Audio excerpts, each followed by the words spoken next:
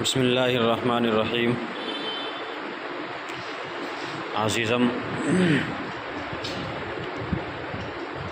आप सभी को मालूम है कि बच्चों की कुछ तरबियत और इस्लाह का सिलसिला जारी है। आम तौर से सभी के साथ में होना है ये काम। अल्लाह ने पैदा किए हैं, दुनिया के अंदर आए हैं और अब यहाँ से जाना भी है। तब किसी का इंतकाल होता है। मैं एक मर्तबा इसकी भी थोड़ी सी इंतकाल लफ्ज़ जो है ये इसका मतलब बतला दूँ। इंतकाल का माना हम समझते हैं कि मर जाना। इंतकाल का माना हम समझते हैं कि मर जाने के आते हैं। हालांकि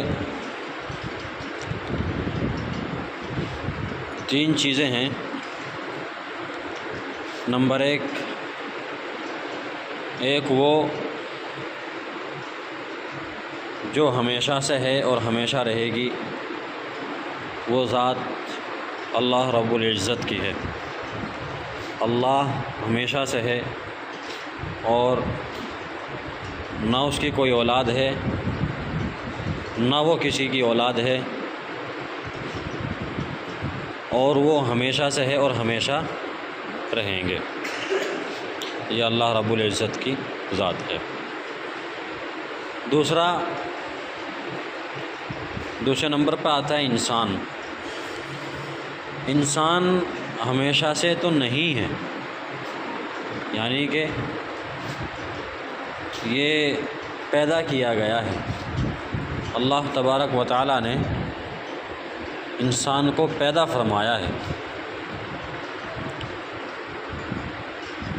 पैदा होने के बाद अब इंसान कभी मरता नहीं है।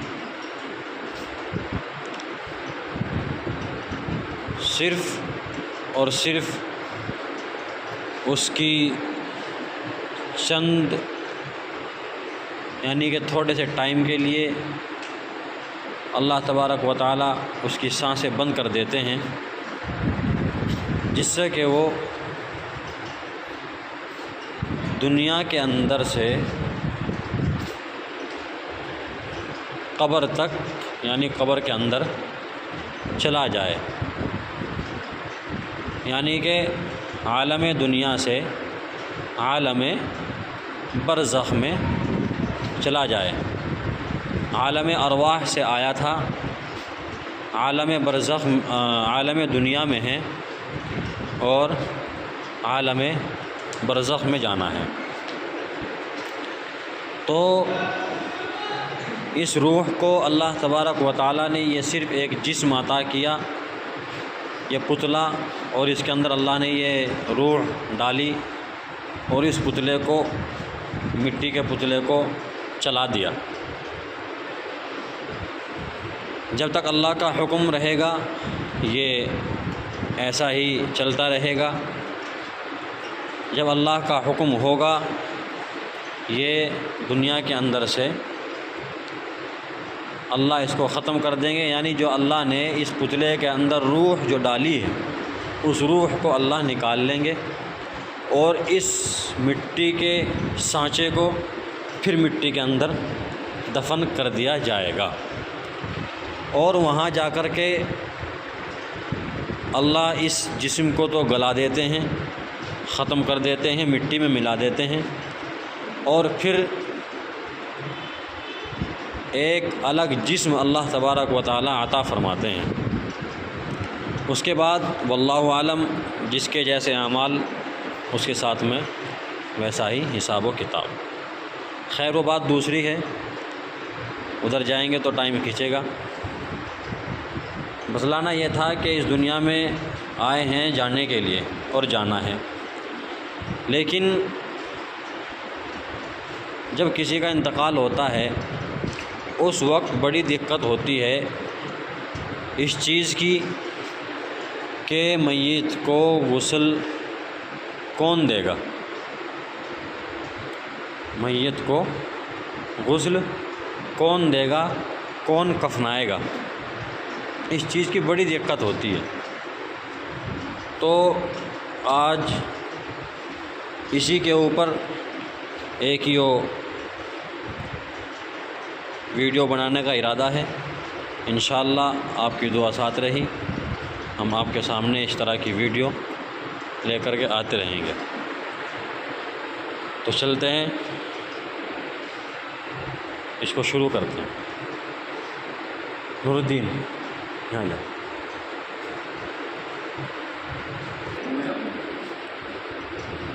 तो अजीज़ों,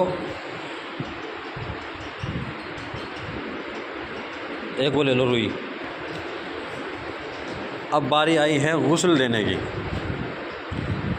गुस्ल जैसे दिया जाएगा, तरीक़ा कुछ इस तरह रहेगा जैसा कि ज़िंदा इंसान गुस्ल करता है, ठीक उसी तरीक़े से मैयत को गुस्ल दिया जाएगा। अब बज़ाहिर है कि ये एक प्रैक्टिकल है, ये एक मश्क़ है, तो यहाँ सिर्फ़ सरसरी तौर पे दिखलाया जाएगा कि जब मैयत को ऐसे लिटा दिया जाए तख़्त के ऊपर, तख़्त धुल लिया जाए 3 मरतबा, 5 मरतबा या 7 मरतबा, और उसके बाद मैयत को लिटा दिया गया। लिटाने के बाद में मैयत के कपड़े चाक किए जाएंगे और कपड़े निकालते वक्त एक तहमंद लिया जाएगा मोटे कपड़े का, जिससे कि जब हम कपड़े निकालें तो हम तहमंद रख लें, छोटा सा तहमंद लेकर के इस तरीके से डाल दिया जावे जिससे कि कपड़े निकलने के बाद सतर नज़र न आए। उसके बाद मैयत को कुरली नहीं करा सकते, नाक में पानी नहीं डाल सकते।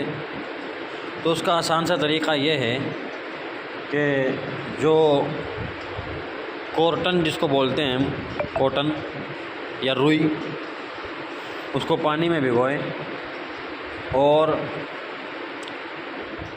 तो कॉटन लेकर के उसको पानी में भिगो कर के उसके होंठों पे मल दिया जावे और उसके दांतों पे और मसूड़ों पे मल दिया जावे। इसको होंठों पे फेरना भाई, पानी में नहीं भिगोना, बस ऐसे ही इसको इस तरह आहिस्ता आहिस्ता और थोड़ा दांतों में इस तरीके से करके दांतों में फेर दिया जावे और फिर कॉटन ले करके दूसरी हल्की हल्की नाकों में फेर दी जावे। यहाँ तो थोड़ा सरसरी तरीके से फेर रहे हैं, लेकिन एक जो तरीका होता है थोड़ा अंदर तक करने का, इस तरह हो जावे। और उसके बाद मैयत को बाईं करवट पे लिटाया जावे। पल्ली तरफ करवट ले लो भाई, बाईं तरफ, उस साइड करवट ले लो, करवट उस साइड इस तरीके से लिटा दिया जावे मैयत को बाईं करवट पे, और ऊपर से लेकर के नीचे तक, नीचे से लेकर के ऊपर तक पानी बहा दिया जावे। जिस तरीके से करो भाई, इस तरह पानी डाल ले हो, इस तरीके से पानी डालना है। इतना पानी डालना है कि नीचे से पानी, ये ऊपर से पानी नीचे की करवट तक अच्छे से पहुंच जावे। 3 मरतबा खूब अच्छे से पानी बहा दें। उसके बाद फिर दाईं करवट पे लेट जावे, लिटा दिया जावे। इधर को जाओ भाई, दाईं करवट पे लेट जाओ। उसके बाद जैसा अभी पानी डाला है 3 मरतबा, सेम वैसे ही पानी डालना है। करो 3 मरतबा सेम अच्छे से खूब पानी डालना है। और जब ये पानी डाल के जावे, ये पानी जो जिस पानी से नहलाया जा रहा है इसमें बेरी के पत्ते पका लिए जावें। और अगर बेरी के पत्ते मैसर ना हो तो इस पानी को नीम बिरिश्त बोलते हैं, यानी हल्का उबला हुआ पानी, हल्का गर्म पानी, उससे नहला दिया जावे। उसके बाद जब 3 मरतबा इस सारा पानी डाल दिया, अब मैयत को ऐसे अंदाज़ पे थोड़ा सर की तरफ से उठाया जावे, उसको बैठने के करीब ले आवे। जिस तरीके से सीधा लेटो भाई, उठाओ आहिस्ता से, बस थोड़ा पीछे सीधा रखो, गर्दन सीधी, थोड़ा और पीछे, बस। मैयत को ऐसे कर दिया जावे। ऐसे करते हुए अगर मैयत के अंदर से कुछ नजासत निकल जावे, कुछ नापाकी निकल जावे, तो उसको सिर्फ़ पूंछ दिया जावे और धुल दिया जावे। अब दोबारा से गुस्ल की ज़रूरत नहीं है। इस तरीके से गुस्ल दे दिया जावे। अब बारी आती है कफनाने की। अब कफनाने का तरीका, जाओ, एक ये चादर नीचे बिछाई जाएगी जिसको कहते हैं लिफाफा, इसको लिफाफा बोलते हैं। इसके ऊपर डाली एक चादर और ले जावे, एक चादर और बिछाओ इसके ऊपर, इसको कहते हैं इज़ार। एक फिर ये हो गई, ये चादर बराबर हैं, लेकिन वो जो सबसे नीचे की चादर होगी वो बड़ी होगी, इससे ऊपर की जो चादर होगी वो कुछ छोटी होगी। अब तीसरी हुई, लेके आओ तीसरी।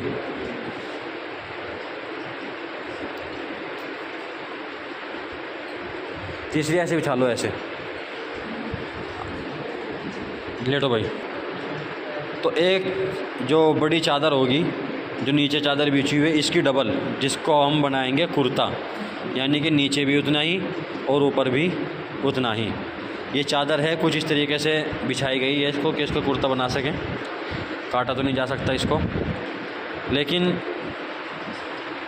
इस तरीके से एक चादर लेकर के बड़ी जो डबल हो जावे, उसमें ऊपर की साइड थोड़ा सुराख कर लेंगे, जिससे कि मुर्दे की गर्दन, जनाजे की गर्दन ऊपर निकल जावे और ऊपर नीचे वो चादर आ जावे, जिसका नाम होता है कुर्ता। अब हम लपेटेंगे इज़ार को। अब लपेटने का तरीका क्या होगा? सबसे पहले बाईं तरफ से लपेटेंगे, उधर से एक चादर पकड़ो, ये वाली, और इस साइड लेके आ जाओ, मुँह ढक दो ऐसे, और फिर इसके ऊपर दाईं तरफ से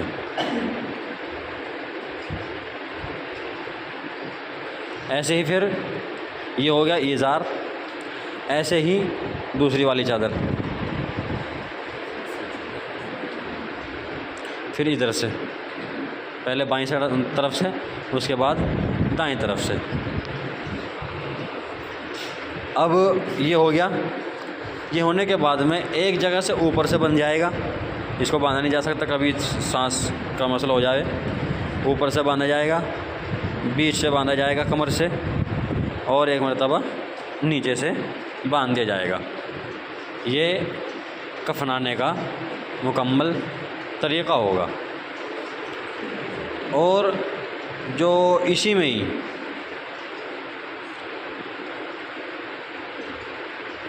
ये कफनाने का मुकम्मल तरीक़ा होगा। इंशाअल्लाह इससे आगे की वीडियो जो औरतों की तकफीन कैसे होती है, कैसे कफनाया जाता है, वो अगली वीडियो में दिखाएंगे इंशाअल्लाह। और जनाजे की नमाज़ अगली वीडियो में दिखाएंगे इंशाअल्लाह। जब तक कि आप दुआ करें, और जहाँ भी कुछ कमी लगी हो वो कमेंट करके बताएं, और जिसको जो मालूम करना हो तो भी कमेंट करके मालूम कर सकता है। जब तक कि आप वीडियो को देखें, लाइक करें, शेयर करें और सब्सक्राइब करें। अल्लाह हाफ़िज़।